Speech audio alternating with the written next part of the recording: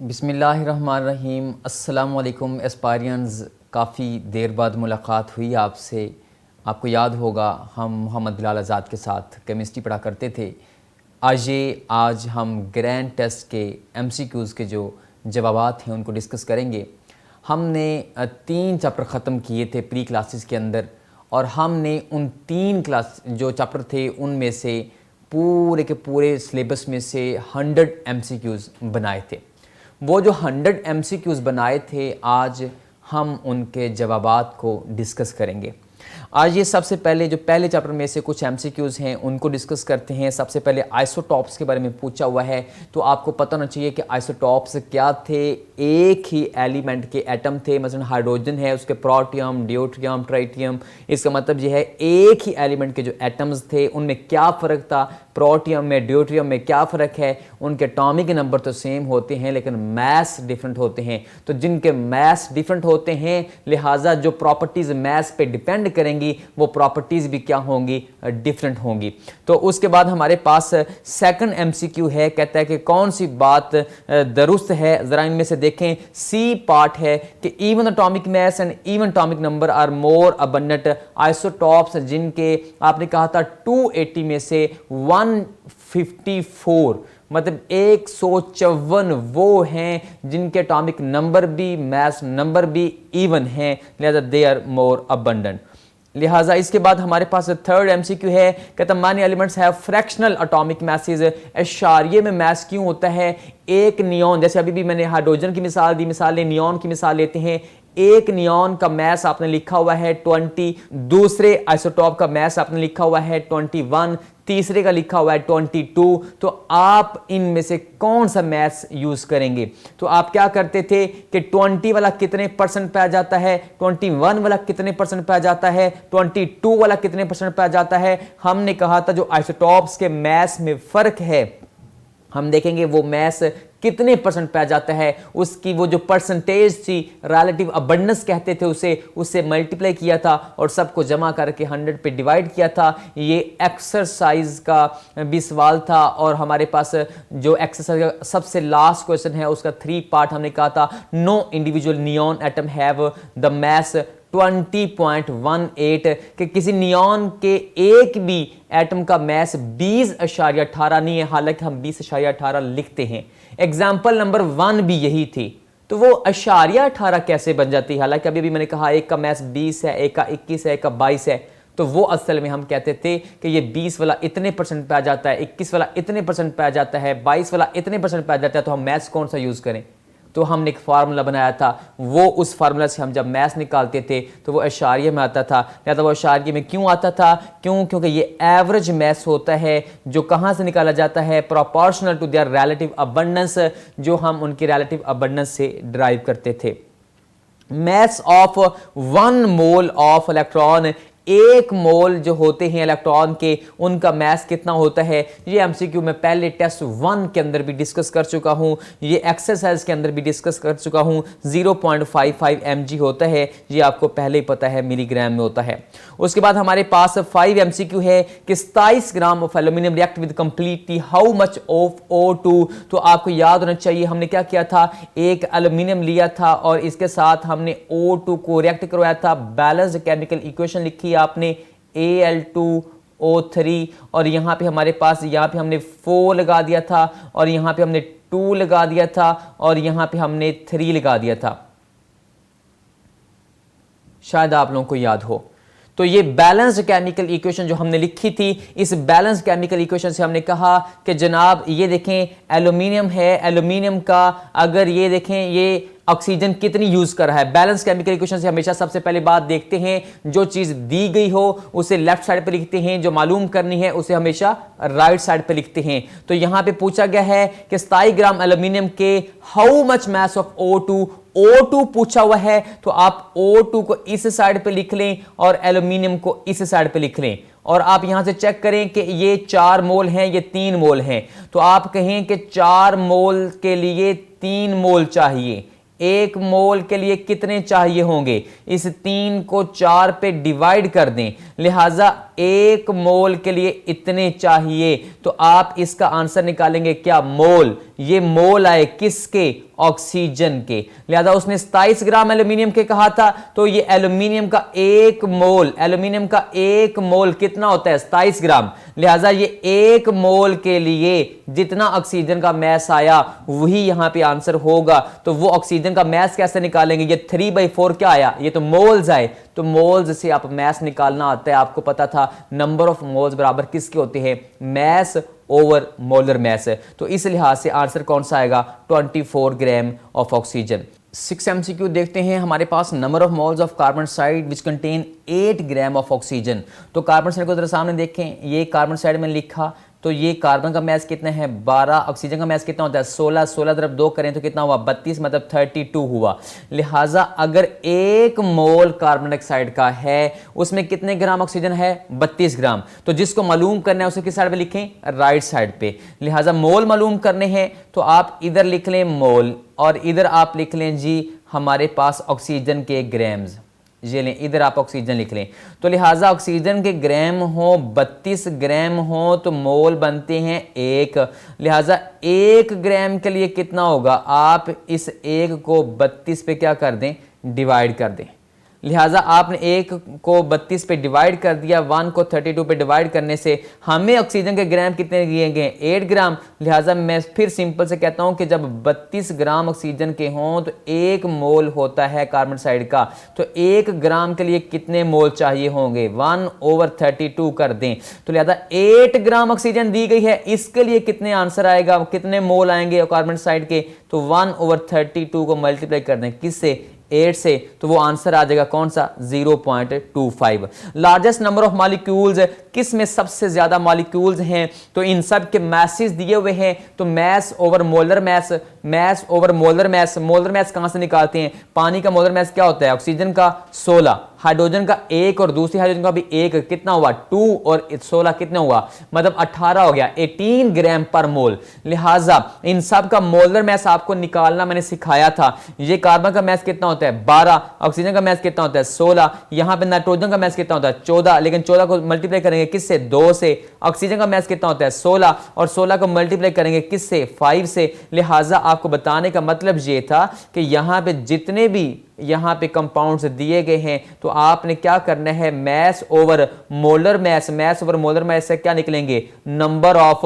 Moles.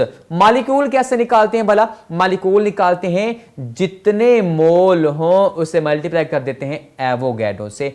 1 मोल में कितने molecule, Avogadro. 2 मोल में कितने होंगे, 2 से मल्टीप्लाई कर दें। 3 मोल में कितने होंगे, एवोगैड्रो को 3 से मल्टीप्लाई कर दें। मेरा कहने का मतलब ये है जिसके मोल्स ज्यादा तो एवोगैड्रो से मल्टीप्लाई करने के बाद उसके मॉलिक्यूल्स भी ज्यादा आएंगे। तो मोल्स निकाल लें, आंसर पता लग जाएगा। मोल्स कैसे निकालने हैं, मैस ओवर मोलर मैस। सबसे पहले का मैस दिया हुआ 3.6, इसे मोलर मैस 18 पे डिवाइड कीजिए तो आंसर आपके पास आ जाएगा। लिहाजा इसका आंसर सबसे पहला ही बनेगा, इसके मोल्स सबसे ज्यादा आएंगे।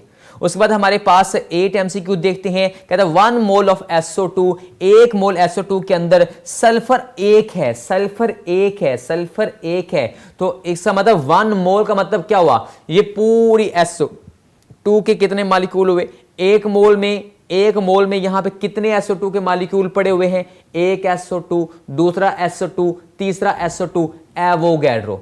लिहाजा 1 मोल के अंदर एवोगैड्रो मॉलिक्यूल पड़े हैं, तो उन सब के अंदर एक एक S है, तो सल्फर भी कितने होंगे, एवोगैड्रो। लिहाजा ये तीसरा आंसर बनेगा।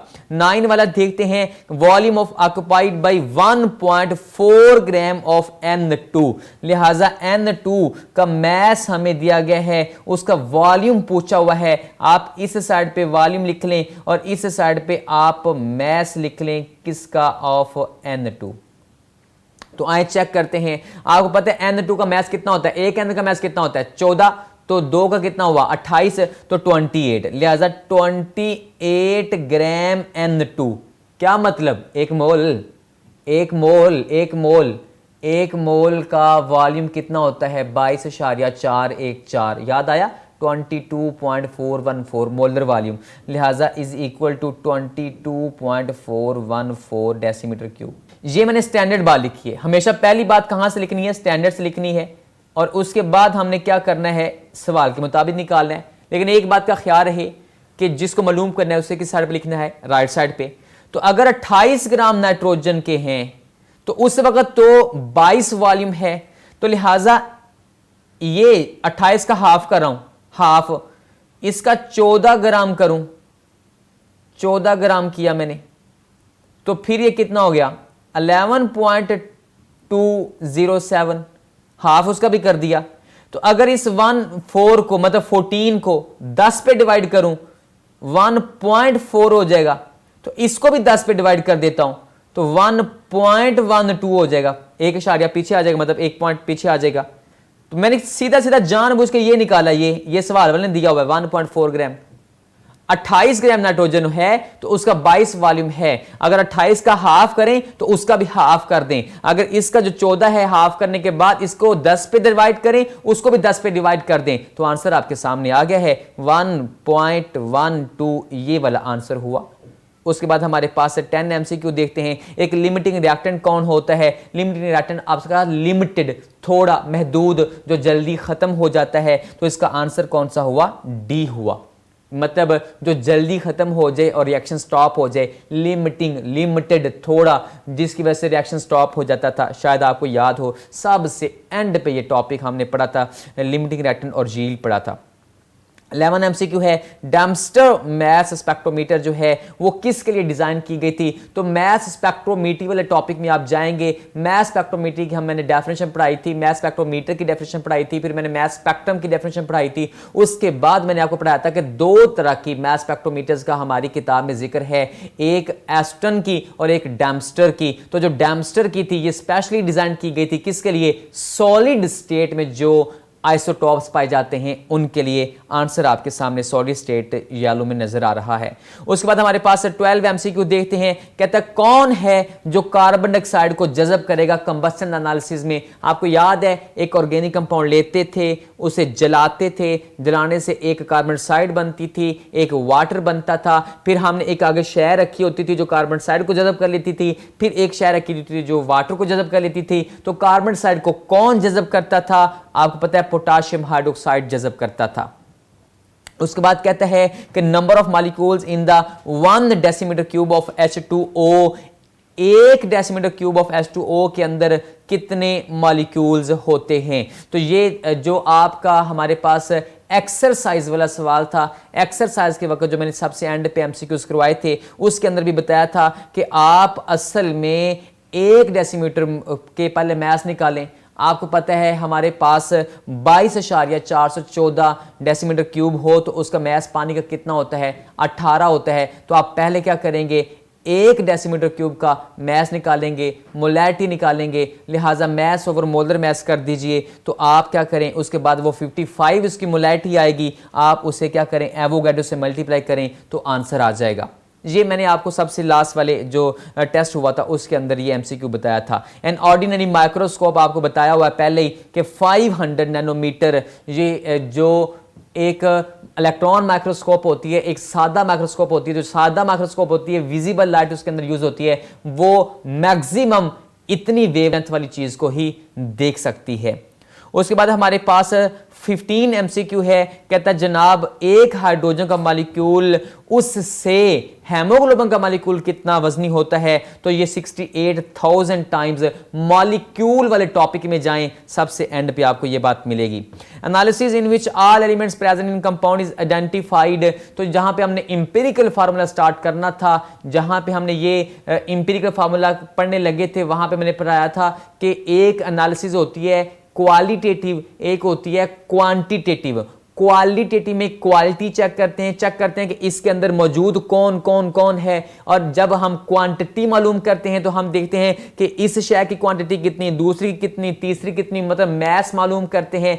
तो लिहाजा यहां पे उसने पूछा कि एलिमेंट्स प्रेजेंट इन कंपाउंड, जिसमें एलिमेंट्स मतलब ये चीज है, इसमें चेक करें ये एलिमेंट है, ये एलिमेंट है, ये एलिमेंट है, लिहाजा मैंने चेक किया, ये मैंने इस चीज की क्या चेक की, क्वालिटी चेक की। इसे बोलते हैं क्वालिटेटिव एनालिसिस बोलते हैं। 17 एमसीक्यू देखते हैं, कहता है number of molecules in gram molecule of carbon dioxide. Gram molecule धोखा देने के लिए लिखा हुआ है ग्राम आइन, ग्राम मॉलिक्यूल, ग्राम एटम। ये चीजें मैंने आपको एक्सरसाइज का जो एक क्वेश्चन पढ़ाया था उसके अंदर इनकी डेफिनेशन भी बताई थी। जब मैंने मोल पढ़ाया था, मोल वाले टॉपिक में जाकर देखें, मैंने आपको पढ़ाया था कि एक मोल को ग्राम एटम भी कहते हैं, ग्राम मॉलिक्यूल भी कहते हैं। मॉलिक्यूल्स होंगे तो मॉलिक्यूल, एटम्स मतलब एलिमेंट्स होंगे तो ग्राम एटम, आइंस होंगे तो ग्राम आइन, आयनिक कंपाउंड होंगे तो ग्राम फार्मूला। ये सारी मैंने टर्म्स बताई थी, लिहाजा ये एक मोल ही है। एक मोल मीन एवोगैड्रो मॉलिक्यूल्स होंगे। उसके बाद हमारे पास 18 एमसीक्यू है, ग्लूकोज का इंपीरिकल फार्मूला क्या होता है। तो मॉलिक्यूलर फार्मूला ये लिखा हुआ है, ये मॉलिक्यूलर फार्मूला लिखा हुआ है C6H12O6। यहां से कट करके चेक कर लें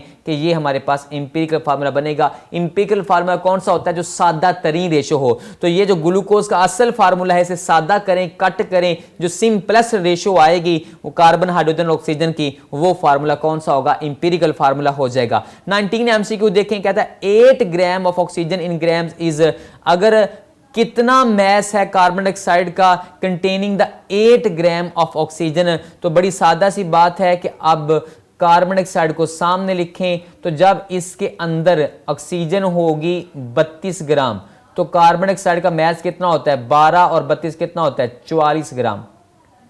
लिहाजा 44 ग्राम में लिख दिया 44, ये लें जी 44 ग्राम। तो इसका मतलब ये है, जिसको मालूम करना है राइट साइड पे जो दिया गया उसे लेफ्ट साइड पे 32 ग्राम ऑक्सीजन हो तो 44 ग्राम कार्बन डाइऑक्साइड है। तो 1 ग्राम में कितनी होगी, इसे 44 को डिवाइड कर दें 32 पे, मतलब इसको उठा के उधर नीचे ले जाएं। लिहाजा अगर ऑक्सीजन दी कितनी हुई है, ये ऑक्सीजन के बारे में लिख रहा हूं मैं, ये कार्बन डाइऑक्साइड के बारे में लिख रहा हूं मैं। ऑक्सीजन दी कितनी हुई है, 8 ग्राम। तो 8 ग्राम के लिए आंसर कितना आएगा, वो जो 44/32 है उसको मल्टीप्लाई कर दें किससे, 8 से। तो ये लें, यहां पे आंसर आ जाएगा इसका आंसर आएगा, वो किसका मैस होगा, कार्बन डाइऑक्साइड को होगा, वो 11 आएगा। Height of peak in the mass spectrum shows, height मतलब आपको याद है मैस स्पेक्ट्रोमीटी में ग्राफ बनाया था मैस स्पेक्ट्रम। उस ग्राफ में मैंने आपको बताया था एक लाइन जितनी ऊंचाई पे जाती है, मतलब वो आइसोटोप उतना ज्यादा पाया जाता है, वो उतना ज्यादा पाया जाता है। इसे हम केमिस्ट्री में क्या बोलते हैं, रिलेटिव अबंडेंस। उसके बाद हमारे पास 21 एमसीक्यू देखते हैं, कहता है electrometer is also called, electrometer वो आपको पता है जाके जब आइसोटोप्स आ रहे हैं वो आपको हमने वोलेटाइज किया, आयोनाइज किया, एक्सेलरेट किया, उन्हें घुमाया, वो आके ऐसे गिरे थे, हमने कहा था अब इनका चार्ज मालूम करो। आपको याद है जब हमने मैस स्पेक्ट्रोमेट्री पढ़ा था, तो जब वो आइसोटोप्स मतलब आइंस यहाँ पे आके गिरे थे तो उसका एक नाम था आइन कोलेक्टर, आइन कोलेक्ट करने वाला, लिहाजा इलेक्ट्रोमीटर को आइन कोलेक्टर भी कहते हैं। CaCO3 का मैथ पूछा है, कैल्शियम का कितना होता है 40, कार्बन कितना होता है 12, ऑक्सीजन का कितना होता है 16, 16 को किससे मल्टीप्लाई कर लें ये 3 के साथ, तो ये कितना आएगा 100 आएगा टोटल। ये तो सादा सा MCQ था। टिन हैज द आइसोटॉप्स 11 आपको पता है। Aurum has, Aurum gold mono isotopic है, इसका एक ही आइसोटॉप होता है। Which one is mono isotopic, gold का भी, फ्लोरीन का भी, आर्सेनिक का भी, इन सब का एक एक आइसोटॉप है। ऑल जवाब आएगा। 1 AMU इज इक्वल टू, ये सबसे पहले टॉपिक के अंदर भी बताया था, दूसरे टॉपिक के अंदर भी बताया था, जब मैंने एविनेस ऑफ एटम पढ़ाया था तब बताया था कि एक AMU कितना होता है 1.661 × 10⁻⁻27। ये मोल वाले टॉपिक में भी मैंने कार्बन का जब मैथ्स बताया था उस वक्त भी ये समझाया था कि एक AMU कितना होता है 1.66 × 10⁻⁻27 kg। 280 आइसोटॉप में से रेडियो एक्टिव कितने हैं, ये आपको आइसोटॉप्स की जब नेचुरल अबंडेंस पढ़ी थी आपने वहां पे पढ़ाया था रिलेटिव अबंडेंस के अंदर, लिहाजा वो 40 होते हैं आपको पढ़ाया था। इसके बाद हमारे पास 20 MCQ है। 28 isotopes are sister atoms of same element, जी बिल्कुल। सिमिलर केमिकल प्रॉपर्टीज, जी बिल्कुल, बट डिफरेंट अटॉमिक नंबर तो सेम होता है, अटॉमिक वॉल्यूम भी सेम होता है, अटॉमिक स्ट्रक्चर भी सेम होता है, लिहाजा फ़र्क किस चीज़ में है, अटॉमिक वेट में, लिहाजा आंसर कौन सा हुआ, सी हुआ। अगला एमसीक्यू है volume occupied by 28 gram of N2 at STP standard temperature pressure पे एक मोल गैस का वॉल्यूम कितना होता है, 22.414 डेसीमीटर क्यूब। मोलर वॉल्यूम में आपको पढ़ाया था। प्रेज ये हमारे पास कहता है प्रेशर ऑफ वेपर्स मेंटेन्ड, ये 30 एमसीक्यू है। आपको याद है मैस स्पेक्ट्रोमीटर में कहा था कि वो वेपर्स का प्रेशर थोड़ा सा कम कर लें ताकि एक्सपेरिमेंट में आसानी हो सके, उनको आसानी के साथ आयोनाइज किया जा सके। वो करीब करीब 10⁻⁵ टॉर रख सकते हैं। मैंने आपको मैस स्पेक्ट्रोमीटर वाले टॉपिक में समझाया था। 31 एमसीक्यू कहता है solvent extraction is an equilibrium process and it is controlled by. इसे कैसे कंट्रोल किया जाता है? सॉल्वेंट एक्सट्रैक्शन चैप्टर 2 स्टार्ट हो गया, चैप्टर 1 ख़त्म हो गया। यहाँ पे आपको याद है एक हमने कहा था स्टेशनरी फेज़ होती है, मोबाइल फेज़ होती है, ये सारी चीज़ें क्रोमाटोग्राफी में और सॉल्वेंट एक्सट्रैक्शन में मैंने समझाई थी। आपको बस इतना को बता देता हूँ, शायद आपको याद हो। मैंने कहा था पानी लें, पानी के अंदर से एक चीज़ को बाहर निकालना है, वो ऑर्गेनिक है तो एक ऑर्गेनिक लेयर ले लें, ऑयल ले लें, ऑयल को पानी के साथ रख के अच्छे तरीके से हिलाएँ। याद है, वो अच्छे तरीके से हिलाएँ तो वो तेल तो उस पानी के अंदर हल नहीं हो सकता, लेकिन उस पानी के अंदर मौजूद जो ऑर्गेनिक चीज़ें हैं वो तो तेल में हल होना ज़्यादा पसंद करेंगी, लाइक डिजॉल्व लाइक, तो वो उस पानी से निकलेंगी क्योंकि पानी तो पोलर है और वो कहती हैं हम नॉन पोलर हैं, हम अपने साथ वाली में चले, तो वो उधर से निकल के इधर में आ जाएंगी, वो ऑयल में। लिहाजा पानी और ऑयल को रख के अच्छे तरीके से हिलाएं तो पानी के अंदर जो ऑर्गेनिक चीज़ें होंगी वो ऑयल के अंदर आ जाएंगी क्योंकि ऑयल भी ऑर्गेनिक है, लाइक डिजॉल्व लाइक। लिहाजा ये चीज़ आपको समझाई थी सॉल्वेंट एक्सट्रैक्शन में, ईथर एक्सट्रैक्शन में, तो याद होना चाहिए इसमें लॉ कौन सा था, डिस्ट्रीब्यूशन लॉ था कि जो ये सल्यूट है ये खुद ब खुद डिस्ट्रीब्यूट हो जाता है दो लेयर्स के दरमियान में, ये लॉ था। 32 एमसीक्यू है, कहता है कंपैरेटिव रेट्स एट विच सॉल्यूट्स मूव। आपको याद है क्रोमाटोग्राफी में एक टैंक लिया था, एक पेपर लिया था, पेपर को डिप किया था और हमने कहा था इसके ऊपर ये अब जाना स्टार्ट कर देगी। वो स्याहियाँ ली थी हमने, इंक्स ली थी, उन्होंने ऊपर मूव करना शुरू कर दिया था। डिस्ट्रीब्यूशन लॉ कहता है ये उनकी RF वैल्यू पे डिपेंड करता था। रिटार्डेशन फैक्टर आपको पढ़ाया था। उसके बाद हमारे पास 33 एमसीक्यू है, which of the following precautions is necessary for the smooth filtration. Smooth filtration के लिए दो शराइत हमने पढ़ी थी। एक तो कि वो जो हमारे पास फनल होती है, याद है आपको, ये फनल होती है। एक तो ये कि इसका स्टेम हर टाइम भरा रहना चाहिए और दूसरा इसका स्टेम जो रिसीविंग बीकर होता है उसकी साइड के साथ इसकी जो टिप होती है वो साथ टच करनी चाहिए। यहाँ पे ये बीकर यहाँ पे इसके साथ टच करनी चाहिए, ये ऐसे बीकर होना चाहिए। ये बात आपको स्मूथ फिल्ट्रेशन के लिए पढ़ाई थी। तो आंसर कौन सा हुआ, डी हुआ कि ये हर टाइम फुल भराना चाहिए ताकि आसानी के साथ वो स्मूथली फिल्ट्रेशन होती रहे।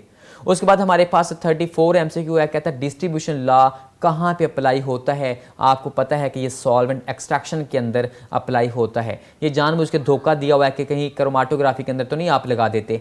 उसके बाद हमारे पास 35 एमसीक्यू है कि आयोडीन अगर पानी के अंदर मौजूद है और उसे हमने निकाल के CCl4 के अंदर लेके जाना है तो उसका कौन सा कलर था, आयोडीन का ब्राउन कलर था। तो जब वो उसके अंदर जाएगी CCl4 के अंदर तो उसका पर्पल कलर वाजे हो जाता है। और उसके बाद हमारे पास 36 एमसीक्यू है कि when a solute distribute between stationary phase and mobile phase.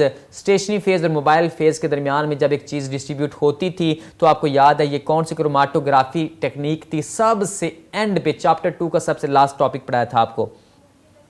Iodine present in the water can be separated by which one of the following technique. Iodine जो है इसे पानी से अलग किया जा सकता है। कैसे अलग किया जा सकता है, ये टेक्निक कौन सी थी, अभी पीछे बता के आया हूं जब उसका कलर बताया कि एक पानी के अंदर आयोडीन है, ऑर्गेनिक चीज़ है, तो आप इसके साथ कोई ऑर्गेनिक शय रख के अच्छे तरीके से हरकत दें, CCl4 रख के अच्छे तरीके से इसे शेक करें, हिलाएं, तो वो वहाँ से निकलेगी, यहाँ आ जाएगी। वैसे पानी के अंदर आयोडीन हल नहीं होती, वो मैंने सारा समझाया हुआ है कि KI की मौजूदगी में सॉल्वेंट एक्सट्रैक्शन टॉपिक था, वहाँ पे जाके आप सुनेंगे। आयोडीन पानी के अंदर हल नहीं होती। आयोडीन असल में पानी में किस हालत में थी भला, वो असल में I3 नेगेटिव की हालत में थी। एक सॉल्ट था KI, पोटाशियम आयोडाइड, वो भी पानी के अंदर था, और आयोडीन उसके आयोडीन का I2 वो आपस में मिल के रह रहे थे, I3 नेगेटिव। लिहाजा वो टेक्निक का नाम क्या था? सॉल्वेंट एक्सट्रैक्शन था। 38 MCQ है for the smooth and the fast filtration. ये हमने स्मूथ और फास्ट फिल्ट्रेशन के लिए कहा था कि आपका जो फिल्टर पेपर है वो इतना बड़ा होना चाहिए कि एट द एंड, यानी कि बार बार बाहर निकालना पड़े कि वो फिल हो जाए प्रेसिपिटेट से, इम्प्योरिटीज उसके ऊपर सारी खड़ी हो रही हैं, नीचे फिल्ट्रेट जा रहा है। आप फिल्ट्रेशन करने के दौरान ये ना हो कि वो सारे के सारा थोड़ी देर बाद भर जाए, फिर निकालना पड़े, फिर दोबारा लगाना पड़े। इतना बड़ा होना चाहिए कि वो at the end 1/4 to half, मतलब या चौथा हिस्सा या करीबन हाफ तक सिर्फ फिल हो, इतना बड़ा फिल्टर पेपर का साइज होना चाहिए। फिल्ट्रेशन वाले टॉपिक में पढ़ाया था आपको। उसके बाद 39 MCQ है, कहता है आयोडीन जो होती है उसे हम एक्सट्रैक्ट कर सकते हैं किस सॉल्वेंट की मदद से? CCl4 की मदद से। क्यों? आयोडीन भी ऑर्गेनिक है, CCl4 भी क्या है? ऑर्गेनिक है। 40 NaCl और रेत को अलहदा किया जा सकता है। सोल्यूशन बनाएं, फिल्टर करें, रेत फिल्टर पेपर के ऊपर आ जाएगी, लिहाजा सबसे पहला आंसर हुआ फिल्ट्रेशन। उसके बाद 41 MCQ है, which of the following pairs can be separated by the sublimation. Sublimation, तो जो चीज सब्लाइम हो सकती है, सब्लिमेशन क्या होता था? एक सॉलिड का डायरेक्ट वेपर्स बन जाना। तो वो सिर्फ एक ही शायद थी यहाँ पे जो नज़र आ रही है जो सब्लिमेट हो सकती थी, वो नेफ्थलीन थी, लिहाजा आंसर सी हुआ। लिहाजा सैंड और नेफ्थलीन अगर मिक्स हैं, आप रख के गर्म करें, नेफ्थलीन सब्लाइम हो जाएगी, वो डायरेक्ट सॉलिड से गैस बन जाएगी, सैंड रेत नीचे रह जाएगी। आंसर कौन सा हुआ? सी हुआ। 42 MCQ है, कहता है रेट ऑफ फिल्ट्रेशन जो है फ्लूटेड फिल्टर पेपर से, कुछ याद आया? फ्लूटेड फिल्टर पेपर क्या था? ऐसे elevation depression, elevation depression, elevation depression, ऐसे पर एक ऊपर आ रही, फिर आगे, फिर आप फिर ऊपर, फिर नीचे, फिर ऊपर, फिर नीचे। वो आपको फिल्टर पेपर की टाइप्स में पढ़ाया था मैंने आपको।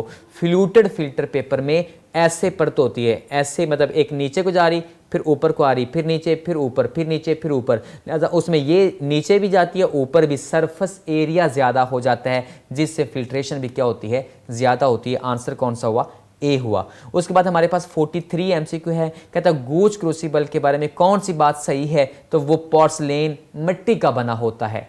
आपको याद है फिल्टर पेपर की टाइप्स पढ़ाई थी, पहले दो सिंपल पढ़ाई थी, फिर गूज क्रूसिबल। क्रूसिबल्स की दो टाइप्स थी, Gooch crucible, sintered glass crucible. Sintered glass शीशे का बना हो सकता है, लेकिन जो गूज क्रूसिबल था वो हमने कहा था पोर्सलेन होता है, मिट्टी का बना होता है।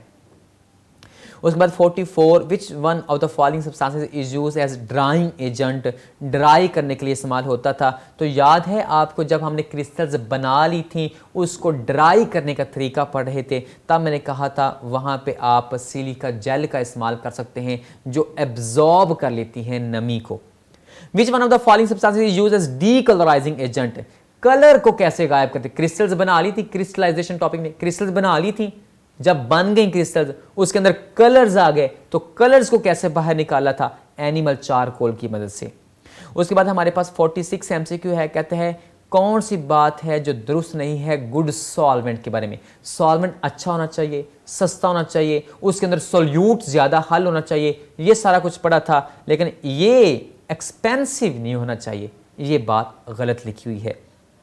47 MCQ है, कहता है केमिकल करैक्टराइजेशन, एक चीज़ की खूबियाँ जांचना, सब्सटेंस की खूबियाँ, करैक्टरिस्टिक्स, मतलब उसकी करैक्टराइजेशन का मतलब क्या है? उसकी सारी की सारी प्रॉपर्टीज़, क्वालिटेटिव भी, क्वांटिटेटिव भी, हर चीज़ की जांच पड़ताल करना।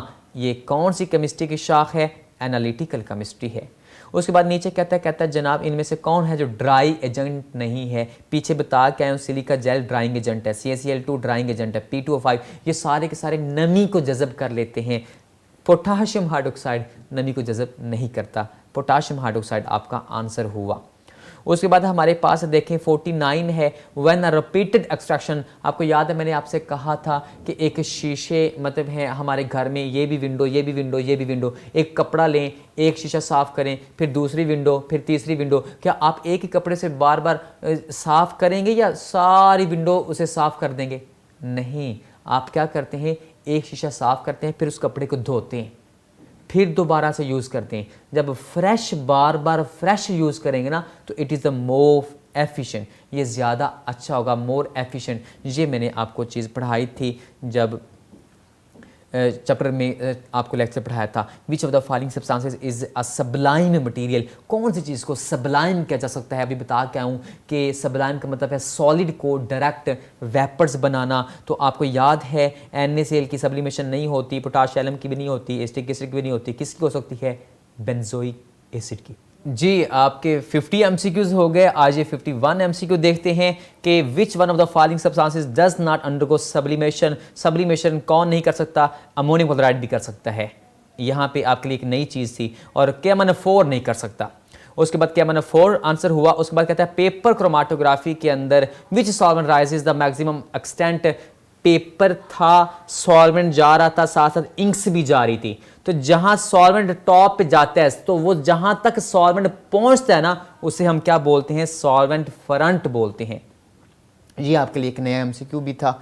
और हमारे पास 53 है, क्रोमाटोग्राफी इज द प्रोसेस। ये कौन सा प्रोसेस है, which involve the distribution of solute. हाँ, दो फेजेस के दरमियान में सॉल्यूट डिस्ट्रीब्यूट होता था, एक स्टेशनरी फेज और एक मोबाइल फेज। आंसर कौन सा हुआ, बी हुआ। 54 देखते हैं, क्रोमाटोग्राफी की कौन सी टाइप है जिसमें स्टेशनरी फेज सॉलिड होती है। लिहाजा सॉलिड हो सकती है या लिक्विड हो सकती है। सॉलिड हो तो वो चीज़ों को जज़ब करती है, इसे एड्जॉर्ब कहते हैं, जज़ब करना, एड्जॉर्प्शन। लिहाजा अपनी सरफेस के ऊपर एड्जॉर्ब करना। और अगर लिक्विड होती तो उसे हम पार्टीशन बोलते। 55 MCQ है, rate at which solute move in the paper. लिहाजा वो इंक्स जा रही हैं ऊपर, इंक्स कितनी स्पीड से जाएगी, ब्लू कितनी स्पीड से, रेड कितनी स्पीड से, ये डिपेंड करता था उनकी K की वैल्यू पे, उनके डिस्ट्रीब्यूशन कोएफिशिएंट की वैल्यू पे। उसके बाद हमारे पास 56 MCQ है, इन paper chromatography. Paper chromatography partition chromatography की टाइप थी। तो पार्टीशन क्रोमाटोग्राफी में आपको याद है कि स्टेशनरी फेज क्या थी, लिक्विड होती है।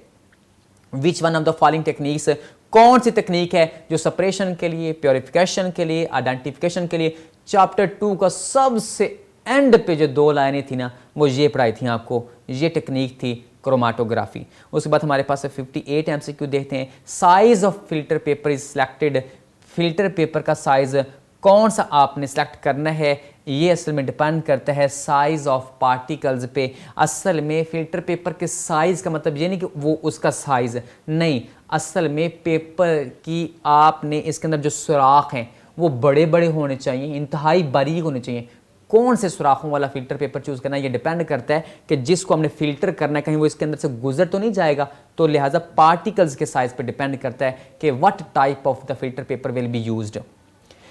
क्वांटिटेटिव क्वांटिटी में सबसे पहले चीज़ लेके आए, एक स्टेप ऑब्टेनिंग का सैंपल, फिर उसमें से अपनी मुतालिका चीज़ को अलहदा कर लें, फिर उसके ऊपर आप उसका आपने निकालना है, आपने मेजरमेंट करनी है।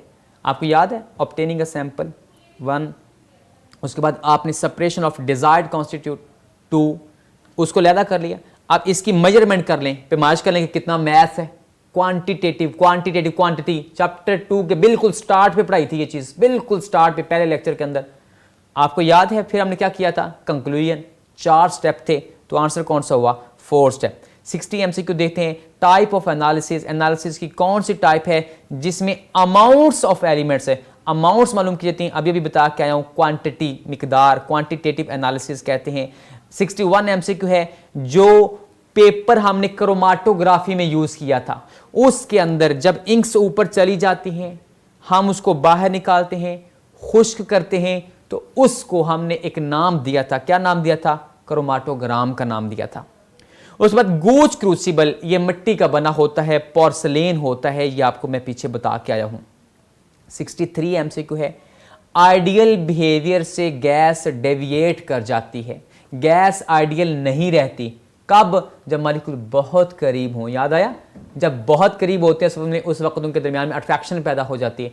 तो बहुत करीब लाने के 2 ही तरीके हैं, या टेम्परेचर थोड़ा कर दें मॉलिक्यूल करीब आ जाएंगे, या बहुत ज़्यादा सारा प्रेशर लगाएं तो मॉलिक्यूल करीब आ जाएंगे। तो ये सबसे पहला आंसर हुआ, प्रेशर भी बहुत ज़्यादा है, टेम्परेचर भी बहुत लो है, मॉलिक्यूल बहुत करीब हैं, वो सारी की सारी नॉन आइडियल बन जाएगी। आज 64 MCQ देखते हैं, तो हमारे पास ऐसा यूनिट कौन सा होता है, मतलब प्रेशर का, पास्कल होता है एसआई यूनिट, सिस्टम इंटरनेशनल के अंदर आपको बताया था न्यूटन मीटर पर स्केल। उसके बाद हमारे पास 65 एमसीक्यू है, कहता है 1 डेसीमीटर क्यूब O2 का हो। O2 गैस है, गैस है, गैस है। पीछे वाटर के लिए भी एक बात आई थी, वहां पे मोलैरिटी निकाल के आपने नंबर ऑफ एवोगैड्रो के साथ मल्टीप्लाई किया था। यहां पे ये काम नहीं करना। वो 1 डेसीमीटर क्यूब के अंदर पहले आपने मैथ चेक किया था कितना होता है, मोलैरिटी निकाली थी आपने। यहां पे वो काम मत कीजिएगा। यहां पे उसने 1 डेसीमीटर क्यूब ऑफ O2 पूछा है, ये गैस है, लिहाजा गैसेस के अंदर तो हमने पढ़ा है कि अगर 22.414 डेसीमीटर क्यूब है ना, तो उसका हमारे पास इतना वॉल्यूम है कब, जब उसके अंदर एवोगैड्रो मॉलिक्यूल हो, मतलब 1 मोल। तो 1 डेसीमीटर क्यूब के अंदर कितने मॉलिक्यूल होंगे? इस एवोगैड्रो के, इसको नीचे ले जाएं 22.414, तो ये आंसर हुआ बी। उसके बाद 66, real gas is 1। Real gas कौन सी होती है? डेविएशन शो करती है। सिग्निफिकेंट वॉल्यूम, उसका कुछ वॉल्यूम नुमाया होता है। ये नहीं कि हम कहते हैं कि गैस का वॉल्यूम नहीं होता, होता है जब बहुत दबाई हुई हो। बहुत दबाई हुई हालत में हमने कहा था गैस नॉन आइडियल हो जाती है। क्यों? असल में उस वक्त वॉल्यूम को इग्नोर नहीं कर सकते। और एक और, उनके दरमियान में अट्रैक्शन होती है, अट्रैक्शन को इग्नोर नहीं कर सकते। Has attraction between the molecules, attraction भी होती है। ये सारे आंसर ठीक है, ऑल ऑफ द अबव आएगा। डी आंसर हुआ। अ graph is plotted between the 2 variables. ठीक है जी, एक ग्राफ बनाना है, प्रेशर एंड वॉल्यूम जी, ठीक है, वॉल्यूम एंड प्रेशर। कहता है कांस्टेंट टेम्परेचर, टेम्परेचर कांस्टेंट है, टेम्परेचर कांस्टेंट पे ये लाइन आइसोथर्म, याद आया? Therm temperature, iso mean same, temperature same, तो इसे क्या बोलेंगे? आइसोथर्म बोलेंगे। 68 देखते हैं। If a graph is plotted between the temperature on x axis, जी ठीक है, ये मेरे पास एक मैंने ग्राफ बनाया। कहता है एक्स एक्सिस पे आप टेम्परेचर ले लें, जी ठीक है। कहता है वाई एक्सिस पे वॉल्यूम ले लें, जी ठीक है। कहता है आप ग्राफ ये बनाएं और फर्ज करें ये 0 है, ये 0 है, तो आपको पता है वो ग्राफ ऐसे वॉल्यूम कम हो रहा है टेम्परेचर कम करने से, वॉल्यूम कम हो रहा है टेम्परेचर कम करने से, मतलब लाइन नीचे भी आ रही है पीछे भी आ रही है, नीचे भी आ रही है पीछे भी आ रही है। टेम्परेचर पीछे को आ रहा है, वॉल्यूम नीचे को आ रहा है, मतलब ठंडा करने पे चीज़ सुकड़ती है, करीब आ रही है। लिहाजा ये यहाँ पे आके गैस लिक्विड बन गई। हाँ, इससे आगे गैस को नहीं लेके जा सकते। अगर हम एक्सट्रापोलेट करें, मतलब वैसे ही हाइपोथेटिकल, तो ये एक खास पॉइंट पे आके मिलता था। किस पॉइंट पे आके मिलता था? जहां पे वॉल्यूम 0 हो जाता था। वॉल्यूम 0 कहां पे होता था? -273.16 degree Celsius, absolute zero. Absolute zero के टॉपिक में आपको ये बात सारी समझाई थी। 69 MCQ है, कहता है जनाब आर की एसआई वैल्यू बताएं। आपने हमेशा याद की 0.0821, नहीं 8.314 जो है ये जॉल पर केल्विन पर मोल, ये कौन सी है? एसआई वैल्यू निकाली थी। वो कैसे निकाली थी आपको याद है? PV is equal to nRT। R निकालना है तो आर यहीं रहेगा, इस n को इधर नीचे ले जाएं, t को भी इधर नीचे ले जाएं, तो PV के नीचे आ गया NT। अब इसकी भी SI value, SI value, SI value, SI value सबके पुट कर दें, आर की वैल्यू आ जाएगी। Gas equation is derived. Gas की इक्वेशन कहाँ से निकाली थी? गैस इक्वेशन का मतलब क्या है? आइडियल गैस इक्वेशन कहाँ से निकाली थी? एवोगैड्रो, बॉयल्स और चार्ल्स लॉ को तीनों को कंबाइन करके, PV is equal to nRT। उसके बाद हमारे पास 71 MCQ है, कहता है जनाब 100 डिग्री सेल्सियस पे 1 atm प्रेशर पे 10 वॉल्यूम है। अच्छा, ये गैस आइडियल है, रियल गैस की बात नहीं कर रहा। चार्ल्स लॉ अप्लाई करने पे काम ख़राब हो सकता है। असल में ये हमारे पास STP पे जब उसने कहा वॉल्यूम फाइंड करें, अगर मैं कर दूं, मतलब यहाँ पे लिखा नहीं है कि जनाब गैस आइडियल है नॉन आइडियल है, तो हम इसे तसव्वुर करते हैं कि ये असल में एक रियल गैस हो सकती है। अगर मैं ये कह देता हूँ कि आइडियल है, तो फिर ये से चार्ल्स लॉ को अप्लाई करेंगे, V1/T1 इज इक्वल टू किसके? V2/T2। उसके मुताबिक आंसर फिर गलत आएगा। लेकिन ये आपको धोखा देने के लिए लिखा हुआ है। जो आंसर लिखे हैं इन्हीं आंसर में से आपने जवाब देखना है। तो इससे आपको एक कंक्लूजन निकलेगा कि 100 टेम्परेचर है, प्रेशर क्या है? 1 atm। आगे देखेंगे तो STP, STP, STP, टेम्परेचर और प्रेशर स्टैंडर्ड है। टेम्परेचर कितना हो गया 25 डिग्री, प्रेशर कितना हो गया 1 atm। प्रेशर पहले भी 1 atm था, प्रेशर बाद में भी 1 atm है, प्रेशर का मसला खत्म। टेम्परेचर पहले 100 था, बाद में 25, गैस सुकड़ गई है, वॉल्यूम कम हो गया है, लेस देन 10 हो जाएगा volume. Answer less than. Charles law apply ना कर देना, V1/T1 = V2/T2, ये ना अप्लाई कर देना, क्वांटिटेटिव ना अप्लाई करना। Formula for the density of gas, density का फार्मूला टोटका बताया था। दिन को कहते हैं AM, रात को कहते हैं PM, PM ओवर रात, ये लें, ये डेंसिटी हो गई। 73 MCQ देखते हैं। High temperature the gas can be ionised.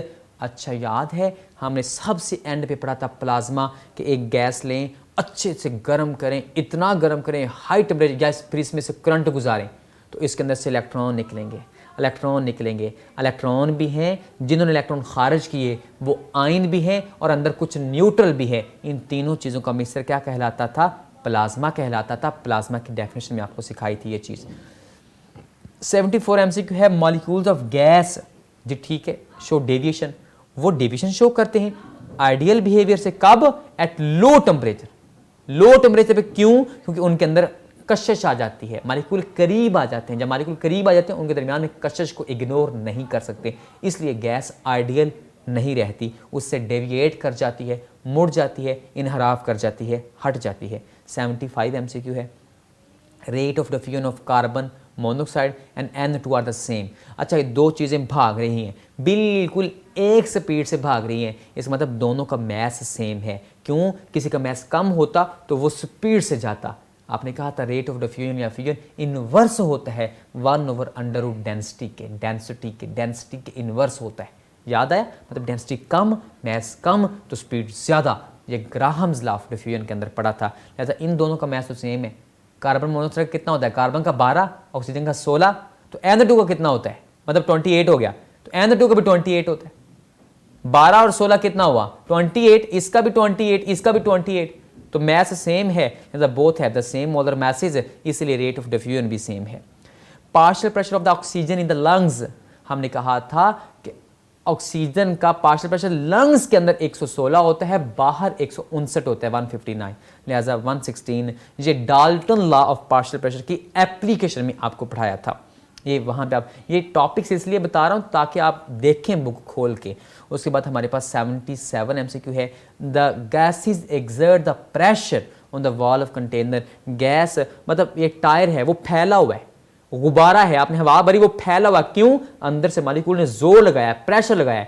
आखिर वो प्रेशर क्यों? क्योंकि गैस के मॉलिक्यूल एक दूसरे के साथ जोरा जोरी मॉलिक्यूल टकरा रहे हैं, कोलिजन की वजह से अंदर से जोर लगा रहे हैं, इसीलिए प्रेशर लग रहा है, कोलिजन की वजह से अंदर से प्रेशर लगता है। 78 MCQ देखते हैं कि गैस का जो बिहेवियर होता है उसे किसने बयान किया था? काइनेटिक मॉलिक्यूलर थ्योरी ने, और वो किसने पेश की थी? बर्नौली ने। और बर्नौली के बाद R.J. क्लॉसियस एक बंदा था जिसने इक्वेशन पेश की थी। वो गैसेस की जो इक्वेशन थी वो क्या थी? PV = 1/3 mNc² बार। ये आपको काइनेटिक मॉलिक्यूलर थ्योरी के टॉपिक में पढ़ाया था। ये आंसर कौन सा हुआ? C हुआ। Air is a mixture of gas, ठीक है जी, एयर के अंदर तमाम गैसेस मौजूद हैं, लेकिन एयर जो है कहते हैं molecules of air are not settled down, ये नीचे नहीं बैठते। क्यों नहीं बैठते? मॉलिक्यूल टकराते रहते हैं और ऊपर भाग जाते हैं, लिहाजा कोलिजन की वजह से ये नीचे बैठ नहीं सकते। उसके बाद 80 MCQ है highest temperature above which gas can not be liquefied. मतलब एक ऐसा टेम्परेचर जिसके नीचे तो ये लिक्विड है, थोड़ा सा ज़्यादा गर्म करेंगे तो वो गैस बन जाएगी, उसका नाम क्या था? Critical temperature. उसके बाद 81 MCQ है कहता है critical temperature of argon. Argon का लो क्यों है? मतलब ज़्यादा थोड़ा टेम्परेचर क्यों करना पड़ता है आर्गॉन को लिक्विड बनाने के लिए? वो इसलिए कि आर्गॉन तो नॉन पोलर है। पोलर चीज होती है, जमा नफी का पोल, इसमें भी जमा नफी का पोल, तो पोलर में तो जमा नफी ज्यादा जल्दी करीब आ जाएंगे, अभी टेम्परेचर ऊपर ही होगा, वो लिक्विड बन जाएगी। लेकिन नॉन पोलर तो कहता है मुझे पहले पोल बनाओ, टेम्परेचर और लो करो, उसे और नीचे लाना पड़ेगा, उसका क्रिटिकल टेम्परेचर ज्यादा लो होता है, लिहाजा आर्गॉन नॉन पोलर है। उसके बाद हमारे पास है volume occupied by 1 mole of gas एक मोल गैस का जो वॉल्यूम होता है उसे मोलर वॉल्यूम बोलते हैं। कहता है which gas in the solid state में उसे ड्राई गैस कहते हैं या ड्राई आइस कहते हैं, उसे हम बोलेंगे कार्बन डाइऑक्साइड। ये आपको पढ़ाई थी चीज़। उसके बाद 84 MCQ, इलास्टिक कोलिजन्स के अंदर ना एनर्जी ज़ाया होती है ना ही हमारे पास मोमेंटम ज़ाया होता है, नो गेन और लॉस ऑफ एनर्जी। ये बात आपको फिजिक्स में भी पढ़ी होगी, आपको बताई थी कि इलास्टिक कोलिजन का मतलब एनर्जी ज़ाया नहीं होती। उसके बाद कहता है 760 torr pressure is equal to 760 torr किसके बराबर होता है 1 ATM के। ये किसके बराबर होता है 101 325 न्यूटन मीटर पर स्क्वायर के। लिहाजा यहाँ पे वो देखें किलो पास्कल लिखा है, इसलिए 3 हिंसों के बाद पॉइंट लगा दिया है। उसके बाद हमारे पास 86 MCQ है कि कार्नाटिक मॉलिक्यूलर थ्योरी के मुताबिक कहता है energy of molecules increases, energy बढ़ती है। कब बढ़ती है? आप गर्म करें मतलब एक सॉलिड है वो जनाब मॉलिक्यूल्स मतलब आहिस्ता सा वाइब्रेट करें, तो जब आहिस्ता मोशन है, वाइब्रेशनल मोशन भी थोड़ी है तो काइनेटिक एनर्जी भी थोड़ी है, क्योंकि मोशन की वजह से तो काइनेटिक एनर्जी होती है। तो गर्म करें, जितनी ज़्यादा वो जोर लगाएंगे भागेंगे उतनी एनर्जी भी ज़्यादा हो जाएगी। लिहाजा इसको मेल्ट करें, उसकी एनर्जी इंक्रीज हो जाएगी। Mathematical expression of the compressibility factor आपको याद है PV is equal to nRT। तो आपने कहा था PV नीचे ले आए nRT इज इक्वल टू 1। इसे बोलते थे कंप्रेसिबिलिटी फैक्टर। कंप्रेस करने से, प्रेशर ज्यादा करने से वॉल्यूम कम होता है। ये बात लिखी थी, प्रेशर ज्यादा करें वॉल्यूम कम। R तो कांस्टेंट है, टेम्परेचर को कांस्टेंट रख दें, नंबर ऑफ मोल्स भी आप 1 रख दें, मतलब क्या बच गया PV ओवर RT। लिहाजा आंसर कौन सा हुआ? C हुआ। उसके बाद 82 MCQ देखते हैं। Inert gases are monoatomic molecule. मैंने कहा था पूरे पीरियोडिक में वाहिद ये चीज है जो मॉलिक्यूल्स भी हैं वो नोबल गैसेस, जो सबसे लास्ट पे हीना ने अरमान की कुर्सी रोंदी, हीलियम, नियॉन, आर्गोन, क्रिप्टॉन, ये एक ही एटम पर मुश्तमल, एक ही एटम ये एक ही एटम है, लेकिन ये मॉलिक्यूल भी हैं, ये आजाद न रह सकते हैं, इन्हें किसी के साथ रिएक्शन करने की जरूरत नहीं पड़ती, इनका ऑक्टेट रूल पूरा है, इसीलिए ये मॉलिक्यूल्स भी कहलाएंगे। The distribution of the energies याद है जब हमने कार्नाटिक मॉलिक्यूलर थ्योरी का टॉपिक पढ़ा था, मैंने 5 बंदों के नाम बताए थे। बर्नौली ने कार्नाटिक मॉलिक्यूलर थ्योरी पेश की थी, आरजे क्लॉसियस ने क्या किया था? इक्वेशन पेश की थी, मैक्सवेल ने वेलोसिटीज के बारे में बताया था, बोल्ट्जमैन ने एनर्जीज के बारे में बताया था। ये बोल्ट्जमैन का नाम यहां पे टिक करेंगे। कार्नाटिक मॉलिक्यूलर थ्योरी किसने पेश की थी? बर्नौली ने पेश की थी। उसके बाद प्लाज्मा, ये प्लाज्मा के अंदर कौन होते हैं? न्यूट्रल पार्टिकल भी होते हैं, पॉजिटिव आयंस भी होते हैं, और तीसरी चीज आपको बताया था इलेक्ट्रॉन। न्यूट्रल तो है ही है, तो जिसने इलेक्ट्रॉन खारिज किए हैं तो वही बनेगा ना पॉजिटिव आयन, तो इसका मतलब जिसके अंदर पॉजिटिव आयन है वहां इलेक्ट्रॉन भी मौजूद हैं। Critical temperature of ammonia is greater. जी अमोनिया का क्रिटिकल टेम्परेचर ज्यादा क्यों है? कहता है क्योंकि वो पहले ही लिक्विड बन जाएगी, अभी टेम्परेचर ऊपर ही होगा, ज्यादा नीचे नहीं लाना पड़ेगा। क्यों? अमोनिया पोलर गैस है, ग्रेटर पोलैरिटी में से। कार्बन डाइऑक्साइड मेरे बेटे नॉन पोलर होती है, ये देखें, ये जितना पोल इधर को है उतना पोल इधर को है, वो कैंसिल हो जाएगा फिजिक्स के रूल से। जितना वेक्टर इधर को है उतना वेक्टर इधर को है, वो कैंसिल हो जाएगा, डायपोल मोमेंट 0 हो जाएगा। लिहाजा कार्बन डाइऑक्साइड नॉन पोलर है, अमोनिया पोलर है। अमोनिया पोलर है, मॉलिक्यूल जल्दी करीब आएंगे, मतलब अभी टेम्परेचर ऊपर ही होगा, वो लिक्विड बन जाएगी। लिहाजा आंसर कौन सा हुआ? Greater polarity. उसके बाद 93 MCQ है, कहता है जनाब escape of gas from a tiny hole, छोटे से सुराख से गैस का निकल जाना एफ्यूजन कहलाता है। ये डेफिनेशन आपको बताई थी। If A and B are 0 for a certain gas, अगर ए और बी, ए क्या था? कांस्टेंट ऑफ अट्रैक्शन, बी क्या था? Excluded volume. सबसे लास्ट टॉपिक चैप्टर 3 का आपको याद है, मैंने कहा था कि ये वांडर वाली क्वेश्चन सबसे इंपॉर्टेंट है। वहां पे अगर ए और बी ही नहीं है, तंग करने वाला वॉल्यूम भी नहीं और अट्रैक्शन का कांस्टेंट भी नहीं, अट्रैक्शन भी नहीं, तो गैस क्या हो जाएगी? करीब करीब आइडियल हो जाएगी। उसके बाद हमारे पास 95 MCQ देखते हैं कि नेचुरल प्लाज्मा का कम से कम टेम्परेचर कितना होता है? 20,000 डिग्री सेल्सियस। सबसे आखिरी टॉपिक प्लाज्मा में पढ़ाया था। Which pair of gases do not obey the Dalton law of partial pressure? हाँ, Dalton law of partial pressure में हमने कहा था गैसेस कौन सी होनी चाहिए? Non reacting. ये है बड़ा जबरदस्त MCQ, धोखा देने वाला, कंफ्यूजन है वहां। वो गैस रिएक्ट नहीं, हालांकि आपको सारी गैसें नजर आ रही हैं, असल में NH3 और HCl आपस में जैसे ही इसका रिएक्शन हो जाएगा, जैसे मिलाएंगे NH4Cl बन जाएगा, लिहाजा प्रेशर वो नहीं रहेगा। या यहाँ पे काफ़ी गैसेज हैं, सब का प्रेशर जमा कर लें, टोटल प्रेशर आएगा। ये है डाल्टन लॉ। लेकिन वो गैसेस कौन सी होनी चाहिए? जो आपस में रिएक्शन ना कर रही हो। रिएक्शन करेंगी वो तो नई चीज बन जाएगी, प्रेशर बदल जाएगा। लिहाजा ये रिएक्शन कर सकती हैं, नॉन रिएक्टिंग गैसेस होनी शर्त थी, लिहाजा ये तो रिएक्टिंग है, लिहाजा आंसर कौन सा हुआ? डी हुआ। आइए 97 MCQ देखते हैं। कहता है जनाब वॉल्यूम 2 है, 27 डिग्री टेम्परेचर है, इसका मतलब वॉल्यूम V1 हो गया 2, टेम्परेचर T1 हो गया 27 डिग्री। 27 डिग्री का मतलब क्या हुआ? इसमें 273 जमा कर लें तो ये हो गया 300 केल्विन।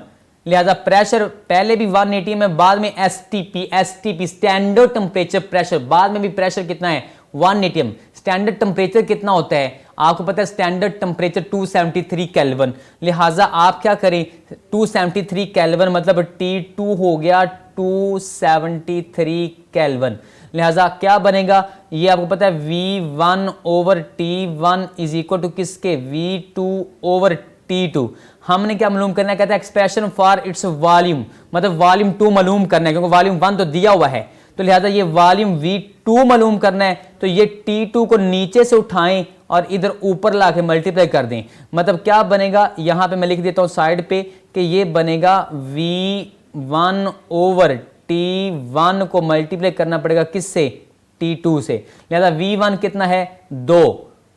लिहाजा V1 कितना है हमारे पास? 2। उसके बाद नीचे देखें 300 केल्विन मतलब T1, ये देखें 300 केल्विन, 2 ओवर 300 और इससे मल्टीप्लाई करेंगे किससे? T2 से। मतलब ये फार्मूला मैंने कहां से निकाला? V1 over T1 is equal to V2 over T2। इस फार्मूला से आप चेक कर लें कि आंसर कौन सा आएगा? डी आएगा। उसके बाद हमारे पास 98 MCQ है। 98 MCQ देखते हैं। कहता है eight which of the following temperatures, किस टेम्परेचर पे कहता है SO2 gas behave comparatively non ideal. Gas non ideal कब होती है? जितना टेम्परेचर लो करते जाएंगे वो नॉन आइडियल होती जाएगी, क्योंकि मालिक्यूल करीब आएंगे, कशिश पैदा होगी, गैस नॉन आइडियल हो जाएगी। तो सबसे थोड़ा टेम्परेचर कौन सा नजर आ रहा है? 273 केल्विन, तो वो आंसर हुआ। उसके बाद हमारे पास 99 MCQ है। कहता है density of methane at 2 atm। तो आपको याद है कि डेंसिटी का फॉर्मूला क्या था? PM over RT। R की वैल्यू कितनी होती है? 0.0821। प्रेशर आपको दिया हुआ है 2। मीथेन का मोलर मास होता है जी 16 और नीचे टेम्परेचर आपको पता है 27 डिग्री के अंदर 273 जमा कर लें तो वो कितना बन गया? 300 बन गया। लिहाजा ऊपर क्या आएगा? 2 × 16 ओवर R 0.0821 मल्टीप्लाई करेंगे किससे? टेम्परेचर से। टेम्परेचर कितना है? 300। वो देखें ना 27 दिया हुआ है 300, तो लिहाजा इसके मुताबिक आंसर निकालेंगे तो 1.3 निकलेगा। उसके बाद 100 MCQ है। आज का आपका आखिरी MCQ प्री क्लासेस का, आखिरी लेक्चर की आखिरी गुफ्तगू। देखें इसका आंसर क्या बनेगा? Free expansion of the gas free expansion होती है तो वो वर्क करती है। जब वो वर्क करती है तो आपको पता है उसकी एनर्जी ज़ाया हो जाती है, तो टेम्परेचर में डिक्रीज होता है। आपने अपना बहुत सा ख्याल रखना है। एक दफ़ा अच्छे तरीके से रोज़ाना जितने दिन अभी आपके पास हैं टेस्टों के फौरी बाद आप अपने कैंपस को विज़िट कीजिए। आपको बताता चलूँ कि तमाम एस्पायर के कैंपसेस में एडमिशन स्टार्ट हो चुके हैं। आप रेगुलर एडमिशन जाके लीजिए और रेगुलर क्लास इंशाल्लाह जल्द ही आपकी स्टार्ट हो जाएगी। और इसके साथ आप अपना ख्याल रखिए। इंशाल्लाह फिर कभी मुलाकात होगी। अल्लाह हाफिज़, फ़ी अमानिल्लाह। Thank you.